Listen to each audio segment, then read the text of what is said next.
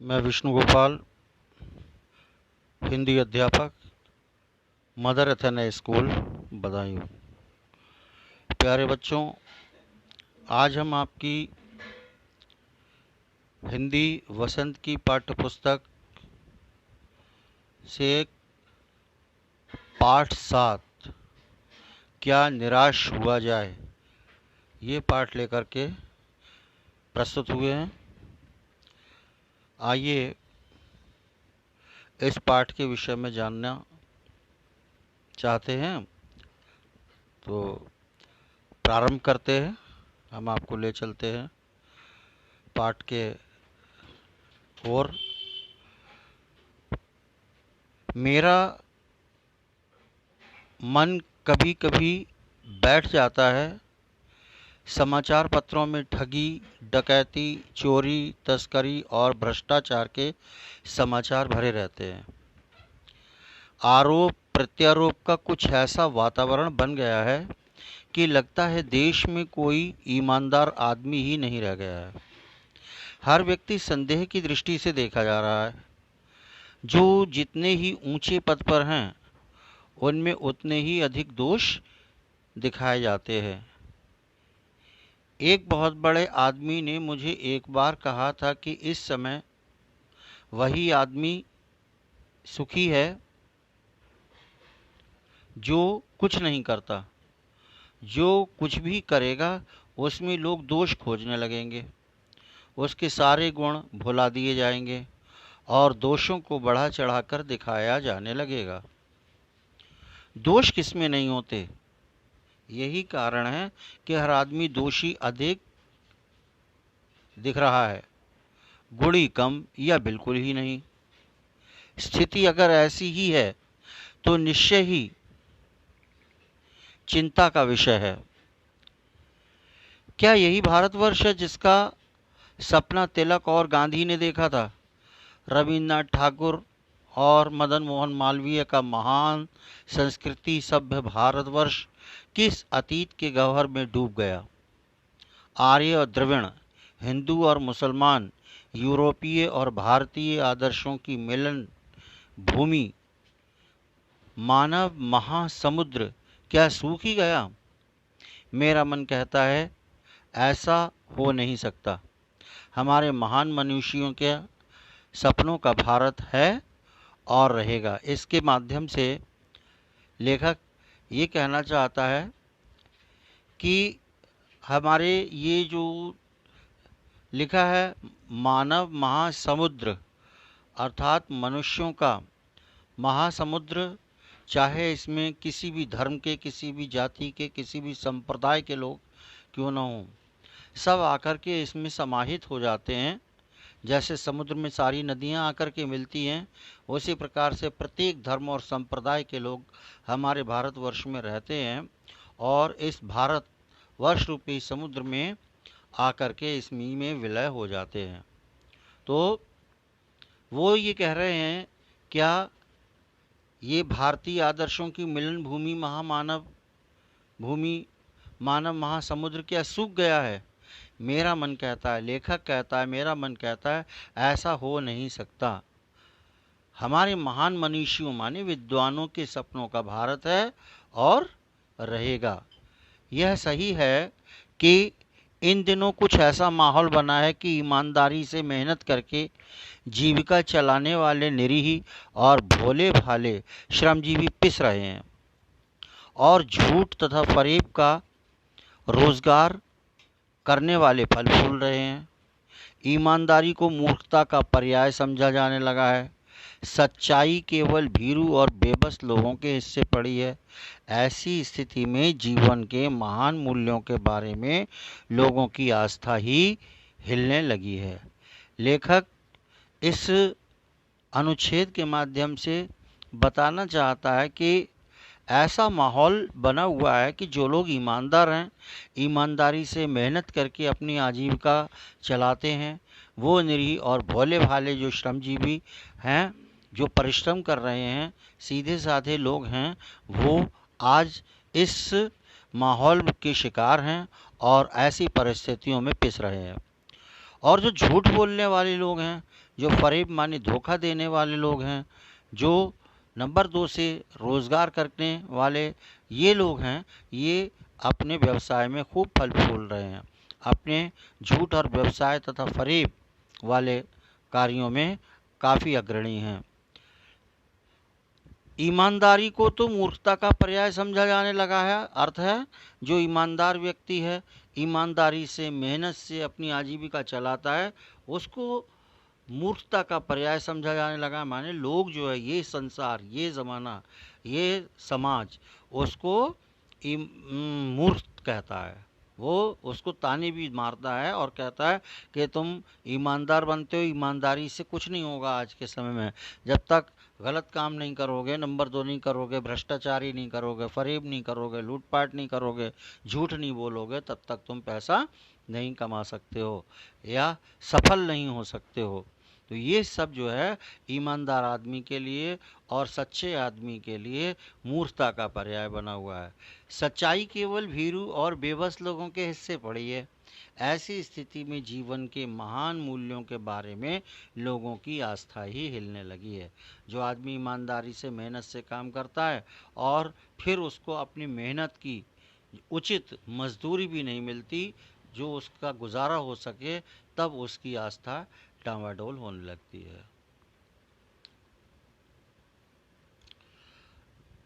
अग्रिम अनुच्छेद में देखेंगे, भारतवर्ष ने कभी भी भौतिक वस्तुओं के संग्रह को बहुत अधिक महत्व नहीं दिया है। हमारा भारतवर्ष जो है भौतिक वस्तुओं के संग्रह करने में अपना विश्वास नहीं रखता है। उसकी दृष्टि से मनुष्य के भीतर जो महान आंतरिक गुण स्थिर भाव से बैठा हुआ है, वही चरम और परम है। लोभ, मोह, काम, क्रोध आदि विचार मनुष्य के स्वाभाविक रूप से विद्यमान हैं। लेखक कहता है कि मनुष्य के अंदर स्वाभाविक रूप से लोभ, मोह, काम, क्रोध ये विचार जो हैं पहले से ही विद्यमान रहते हैं। इन्हीं के वशीभूत होकर, इन्हीं के कारण मनुष्य जो है वो इनके वश में रहता है। इन्हीं के कारण वो अपने दिमाग को, अपनी बुद्धि को इस्तेमाल नहीं कर सकता, पर उन्हें प्रधान शक्ति मान लेता है और अपने मन तथा बुद्धि को उन्हीं के इशारे पर छोड़ देना बहुत बुरा आचरण है, जो इसके वशीभूत हो जाते हैं। तो भारतवर्ष ने कभी भी उन्हें उचित नहीं माना। उन्हें सदा संयम के बंधन से बांधकर रखने का प्रयत्न किया है, परंतु भूख की उपेक्षा नहीं की जा सकती। लेखक कहता है, जब भूख लगती है आप उसको नकार नहीं सकते, क्योंकि जब भूख लगती है तो मनुष्य की ईमानदारी, उसकी सच्चाई, उसकी आत्मनिष्ठा जो भी होती है वो नष्ट हो जाती है भूख के आगे। तब वो किसी भी कीमत पर, किसी भी स्थिति में अपने पेट की भूख मिटाना चाहता है। बीमारी के लिए दवा की उपेक्षा नहीं की जा सकती। यदि कोई व्यक्ति बीमार है तो उसको दवा दिलाना आवश्यक है, चाहे कहीं से भी किसी भी तरह से उधार लेकर, है ना, या किसी से छीन कर, या किसी भी परिस्थिति में धन लाया जाए, वो धन उसके लिए उस समय आवश्यक होता है, मरीज की दवा कराने के लिए, बीमार के इलाज के लिए। गुमराह को ठीक रास्ते पर ले जाने के उपायों की उपेक्षा नहीं की जा सकती। कुछ चीज़ें ऐसी हैं जिनको हम छोड़ नहीं सकते। हुआ ये है कि इस देश के कोटि कोटि दरिद्रजनों की हीन अवस्था को दूर करने के लिए ऐसे अनेक कायदे कानून बनाए गए हैं, जो कृषि, उद्योग, वाणिज्य, शिक्षा और स्वास्थ्य की स्थिति को अधिक उन्नत और सुचारू बनाने के लक्ष्य से प्रेरित हैं। परंतु जिन लोगों को इन कार्यों में लगना है, उनका मन सब समय पवित्र नहीं होता। यानी जो इस काम को करना चाहते हैं, जिनको ये कार्य करना है, उनका लगाव, उनका ध्यान इसकी ओर पूर्ण रूप से केंद्रित नहीं होता, उनका मन शुद्ध नहीं होता। वो इस कार्य को करने में दिलचस्पी नहीं लेते, उदासीन रहते हैं। लापरवाह रहते हैं। प्रायः वे ही लक्ष्य को भूल जाते हैं और अपनी ही सुख सुविधा की ओर ज़्यादा ध्यान देने लगते हैं। जो उनको उचित लगता है, अच्छा लगता है, उन सुख सुविधाओं की ओर वो ध्यान देते हैं और अपने इन कर्तव्यों को भूल जाते हैं जिनके लिए ये सब सुचारू रूप से करना चाहिए। भारतवर्ष सदा कानून को धर्म के रूप में देखता आ रहा है। हमारे भारत देश की ये मान्यता है कि वो कानून को धर्म के रूप में देखता है। यद्यपि कानून अलग है और धर्म अलग है, लेकिन उसी के रूप में वो मानता है। आज एकाएक कानून और धर्म में अंतर कर दिया गया है। एकाएक अचानक, है ना, कानून में और धर्म में अंतर कर दिया गया है। धर्म को धोखा नहीं दिया जा सकता, कानून को दिया जा सकता है। यही कारण है कि जो लोग धर्म भीरू हैं वे कानून की त्रुटियों से लाभ उठाने में संकोच नहीं करते। कानून में जो खामियां हैं, जो कमियां हैं, उन कमियों को, जो त्रुटियों को वो देखते हैं, उनसे भरपूर लाभ उठाते हैं। उनको करने में, गलत कार्य करने में कोई भी संकोच नहीं होता। इस बात के पर्याप्त प्रमाण खोजे जा सकते हैं कि समाज के ऊपरी वर्ग में चाहे जो भी होता रहा हो, भीतर भीतर भारतवर्ष अब भी ये अनुभव कर रहा है कि धर्म कानून से बड़ी चीज है। अब भी सेवा, ईमानदारी, सच्चाई और आध्यात्मिकता के मूल्य बने हुए हैं। वे दब अवश्य गए हैं लेकिन नष्ट नहीं हुए हैं। आज भी वह मनुष्य से प्रेम करता है, महिलाओं का सम्मान करता है, झूठ और चोरी को गलत समझता है, दूसरे को पीड़ा पहुंचाने को पाप समझता है। हर आदमी अपने व्यक्तिगत जीवन में इस बात का अनुभव करता है। समाचार पत्रों में जो भ्रष्टाचार के प्रति इतना आक्रोश है, वह सब यही साबित करता है कि हम ऐसी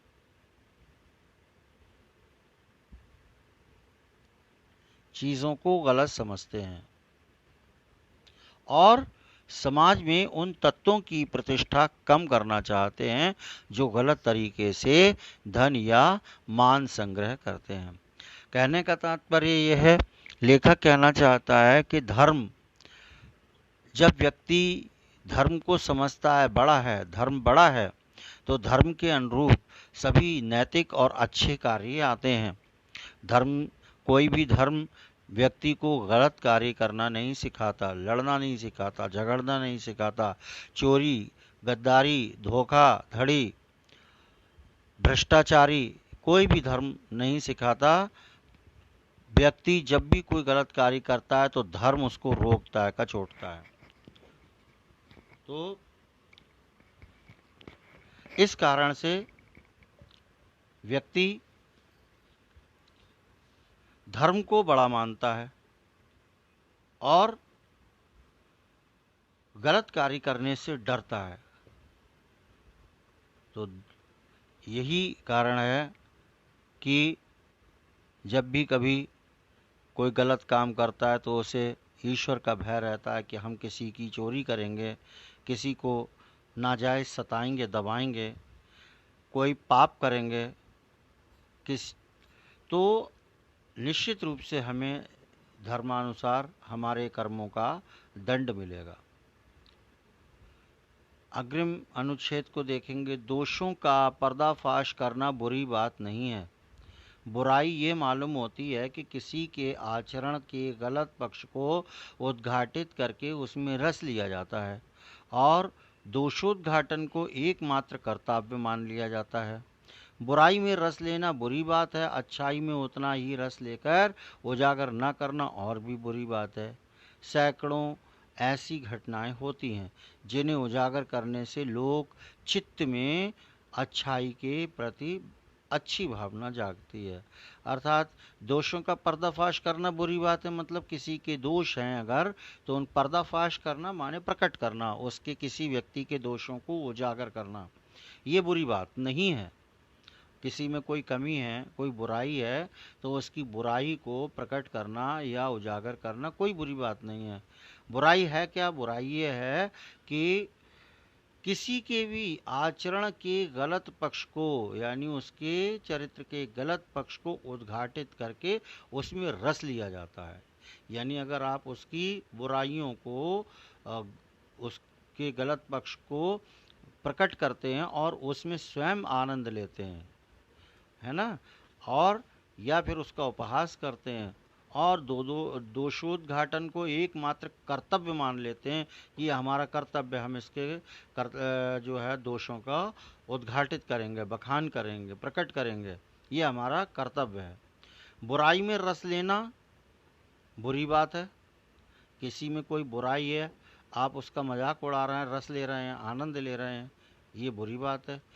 अच्छाई में उतना ही रस लेकर उजागर ना करना और भी बुरी बात है। यदि किसी व्यक्ति में कोई गुण है, कोई अच्छाई है, तो आप यदि उसको प्रकट नहीं कर रहे हैं तो ये सबसे ज़्यादा बुरी बात है।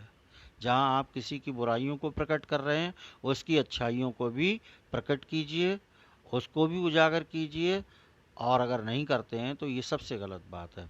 सैकड़ों घटनाएं ऐसी होती हैं जिन्हें उजागर करने से लोक चित्त माने हृदय को, संसार के हृदय में अच्छाई के प्रति अच्छी भावना जगती है।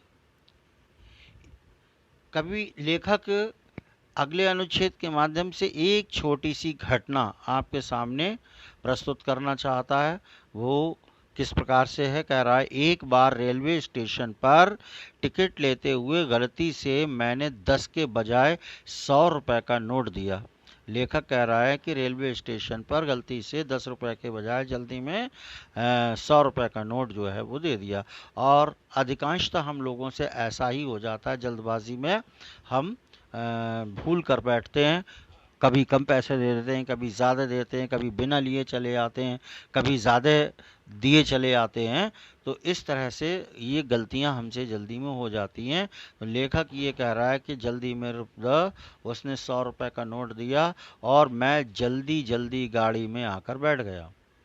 थोड़ी देर में टिकट बाबू उन दिनों के सेकंड क्लास के डिब्बे में हर आदमी का चेहरा पहचानता हुआ उपस्थित हुआ।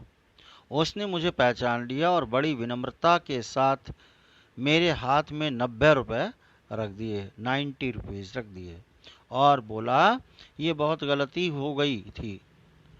अपनी गलती स्वयं मान रहा है टिकट बाबू, कह रहा है ये बहुत गलती हो गई थी, आपने भी नहीं देखा, मैंने भी नहीं देखा।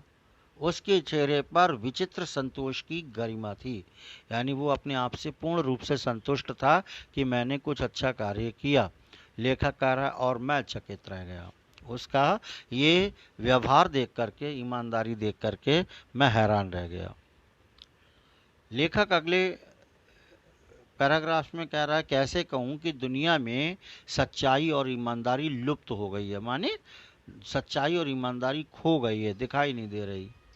वैसी अनेक अवांछित घटनाएं भी हुई हैं, परंतु ये एक घटना ठगी और वंचना की अनेक घटनाओं से अधिक शक्तिशाली है।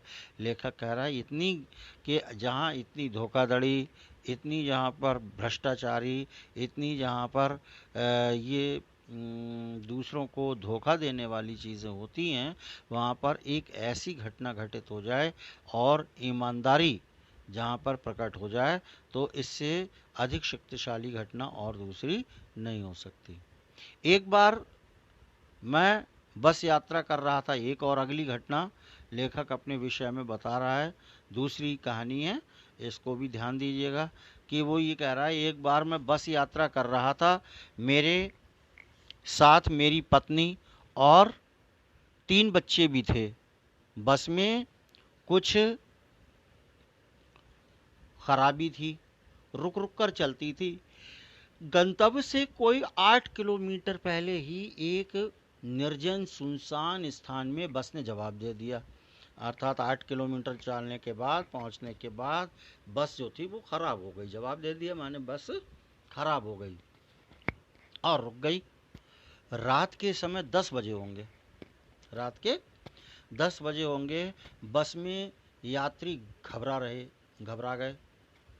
बैठे हुए जो यात्री थे वो घबरा गए। कंडक्टर उतर गया और एक साइकिल लेकर चलता बना।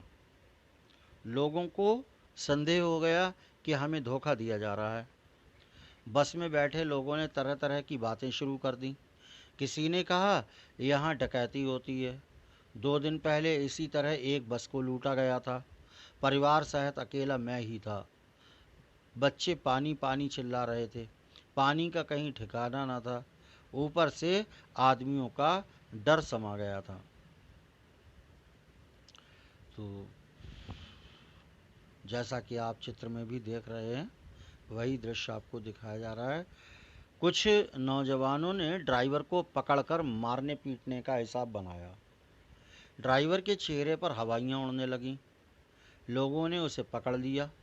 वो बड़े कातर ढंग से मेरी ओर देखने लगा। लेखक कह रहा है उसने बचाव की दृष्टि से मेरी ओर देखा और बोला, हम लोग बस का कोई उपाय कर रहे हैं, बचाइए, ये लोग मारेंगे।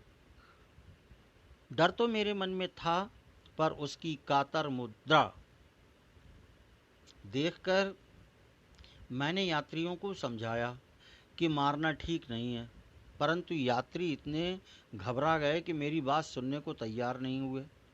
कहने लगे, इसकी बातों में मत आइए, धोखा दे रहा है। कंडक्टर के पहले ही डाकुओं ने यहाँ भेज दिया है।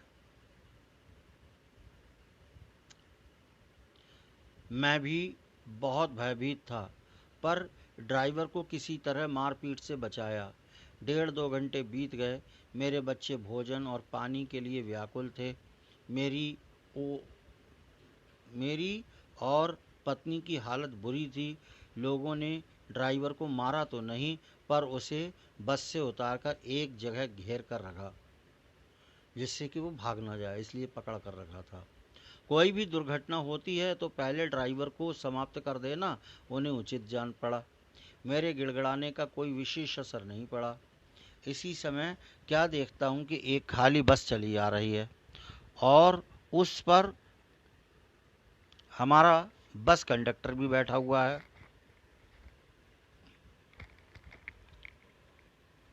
उसने आते ही कहा, अड्डे में से नई बस लाया हूँ, इस बस पर बैठिए। वह बस चलाने लायक नहीं है। फिर मेरे पास एक लोटे में पानी और थोड़ा सा दूध लेकर आया और बोला, पंडित जी, बच्चों का रोना मुझसे देखा नहीं गया। वहीं दूध मिल गया, थोड़ा लेता आया। यात्रियों में फिर जान आई। सबने उसे धन्यवाद दिया, ड्राइवर से माफ़ी मांगी और 12 बजे से पहले ही सब लोग बस अड्डे पहुंच गए। कैसे कहूं कि मनुष्यता एकदम समाप्त हो गई है। कैसे कहूं कि लोगों में दया माया रह ही नहीं गई। जीवन में जाने कितनी ऐसी घटनाएं हुई हैं जिन्हें मैं भूल नहीं सकता। ठगा भी गया हूं, धोखा भी खाया है, परंतु बहुत कम स्थानों पर विश्वासघात नाम की चीज़ मिलती है। कह रहा है कि ये सब कुछ होता भी है, जीवन में होता है, मेरे साथ भी हुआ है, अच्छा भी हुआ है और बुरा भी हुआ है। केवल उन्हीं बातों का हिसाब रखो जिनमें धोखा खाया है, तो जीवन कष्टकर हो जाएगा। परंतु ऐसी घटनाएं भी बहुत कम नहीं हैं जब लोगों ने अकारण सहायता की है, निराश मन को ढांढस दिया है और हिम्मत बंधाई है। कविवर रविंद्रनाथ टैगोर ने अपने प्रार्थना गीत में भगवान से प्रार्थना की थी कि संसार में केवल नुकसान ही उठाना पड़े, धोखा ही खाना पड़े, तो ऐसे अवसरों पर भी हे प्रभु मुझे ऐसी शक्ति दो कि मैं तुम्हारे ऊपर संदेह न करूं। जब परेशानी आती है, मुसीबत आती है, तो भगवान को दोष देने लगते हैं, हमने क्या बुरा किया था जो भगवान ने हमारे साथ ऐसा किया, तो वो ईश्वर पर संदेह करते हैं। इसलिए उन्होंने इस तरह की प्रार्थना लिखी। मनुष्य की बनाई विधियां गलत नतीजे तक पहुंच रही हैं, तो इन्हें बदलना होगा। वस्तुतः माने वास्तव में आए दिन इन्हें बदला ही जा रहा है, लेकिन अब भी आशा की ज्योति बुझी नहीं है। महान भारतवर्ष को पाने की संभावना बनी हुई है, बनी रहेगी। मेरे मन निराश होने की ज़रूरत नहीं है। लेखक का नाम आपकी स्क्रीन पर आ रहा है, हजारी प्रसाद द्विवेदी द्वारा लिखित ये निबंध है। उन्होंने लिखा है, मेरे मन निराश होने की ज़रूरत नहीं है। अर्थात जो भी पाठक इसको पढ़ रहे हैं, आप लोग पढ़ रहे हैं, वो आपको भी ये संदेश देना चाहता है इस पंक्ति के माध्यम से कि जब भी कभी ऐसा अवसर यानी इस तरह की परिस्थितियां आपके सामने आएं, तब आप अपने मन को इस तरह समझाएं कि हे मेरे मन, निराश होने की ज़रूरत नहीं है, क्योंकि ये तो सब जीवन में होता ही रहता है। आइए प्रश्न अभ्यास की ओर चलते हैं।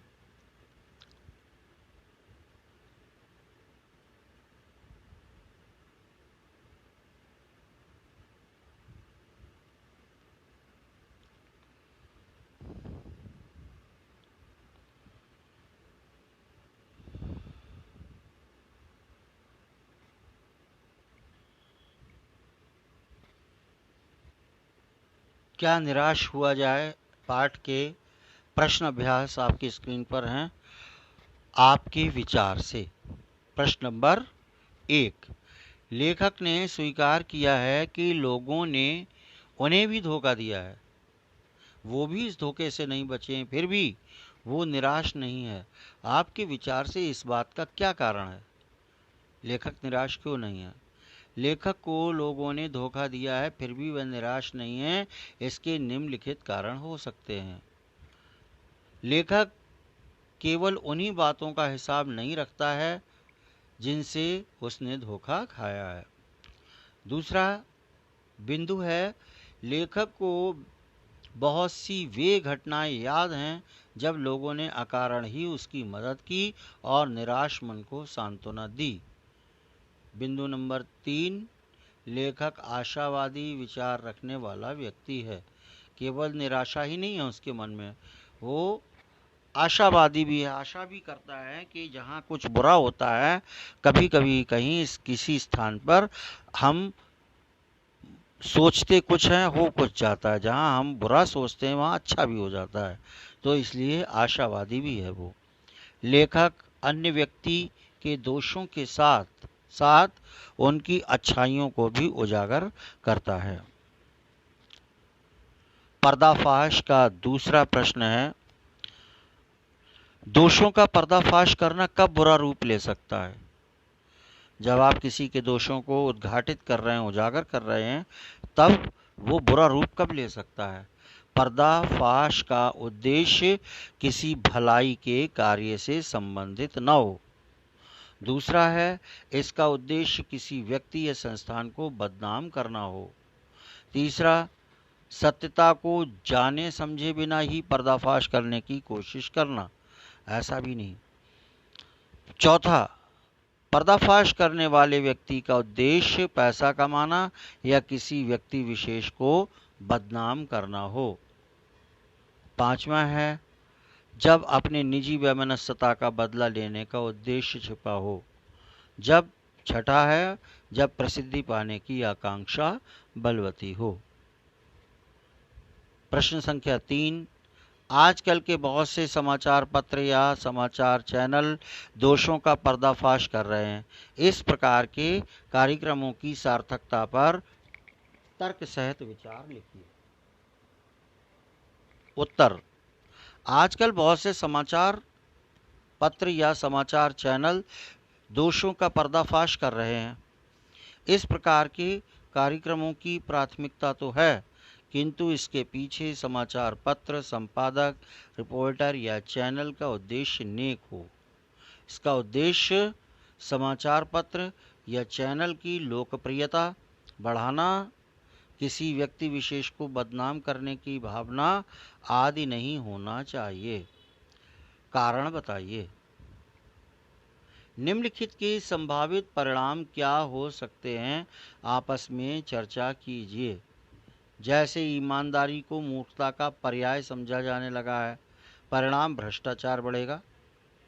ऐसे प्रश्न संख्या 4, सच्चाई केवल भीरू और बेबस लोगों के हिस्से पड़ी है। परिणाम है, लोगों का सच्चाई से विश्वास हट जाएगा तथा झूठ और फरेब का कारोबार फूलेगा। प्रश्न संख्या 5, झूठ और फरेब का कारोबार करने वाले फल फूल रहे हैं। परिणाम, लोगों की मानवीय मूल्यों से आस्था उठ जाएगी। प्रश्न संख्या 6, हर आदमी दोषी अधिक दिख रहा है, गुणी कम। परिणाम, लोगों द्वारा एक दूसरे को शक की दृष्टि से देखा जाएगा तथा किसी पर विश्वास करना मुश्किल हो जाएगा। सपनों का भारत शीर्षक से देखिए प्रश्न संख्या 7, हमारे महान मनीषियों के सपनों का भारत है और रहेगा। लेखक द्वारा कही गई युक्ति है। आपके सपनों का भारत कैसा होना चाहिए? लिखिए। हमारे सपनों का भारत प्रदूषण मुक्त, हरा भरा तथा विकसित देश के रूप में हो, जिसमें हर हाथ को काम, सभी को शिक्षा, स्वास्थ्य तथा पेट भर भोजन मिले, लोगों में परस्पर भाईचारा तथा एक दूसरे के लिए प्यार हो, सम्मान हो। भारत एक बार पुनः ज्ञान के क्षेत्र में विश्व गुरु की संज्ञा से विभूषित हो जाए। गृह कार्य देखेंगे इसके उपरांत, जो आपको पढ़ने के बाद स्वयं अपनी पाठ्य पुस्तक से खोजकर स्वविवेक से इसके उत्तर लिखने हैं। लेखक ने लेख का शीर्षक क्या निराश हुआ जाए क्यों रखा होगा? क्या आप इससे भी बेहतर शीर्षक सुझा सकते हैं? जो आपको लगता है क्या निराश हुआ जाए, लेखक ने अपने अनुसार इसका शीर्षक चुना। आपको क्या कोई और शीर्षक उचित लगता है? आपको लगता है तो आप अपना बताइए, यदि नहीं तो फिर जैसा है वैसा बताइए। प्रश्न संख्या 2, आदर्शों की बातें करना तो बहुत आसान है, पर चलना बहुत कठिन है। क्या आप इस बात से सहमत हैं? तर्क सहित उत्तर दीजिए, बताइए। प्रश्न संख्या 3, पाठ में आए हुए शब्दार्थ लिखकर याद कीजिए। और अंतिम प्रश्न है प्रश्न संख्या 4, क्या निराश हुआ जाए पाठ के लेखक का नाम लिखिए। अभी पाठ के अंत में आया था, लेखक का नाम आपको याद होगा, नहीं याद हो तो आप लिखेंगे तब आपको याद हो जाएगा। इस प्रश्न का उत्तर भी अवश्य लिखें। इस प्रकार से प्यारे बच्चों, आपका ये पाठ समाप्त हुआ। आशा है आपको समझ में आया होगा, आपने ध्यान से सुना भी होगा, पढ़ा भी है। अब आप इसके अभ्यास प्रश्न जो हैं करवाए गए हैं उनको अपनी उत्तर पुस्तिका पर लिखेंगे। प्रश्नों के गृह प्रश्न जो गृह कार्य हैं इनको भी आप करेंगे। तो आप जितनी बार भी इस पाठ को पढ़ेंगे उतना ही आपका अच्छा अभ्यास होगा। धन्यवाद। अगले उसमें हम आपसे पुनः मिलेंगे।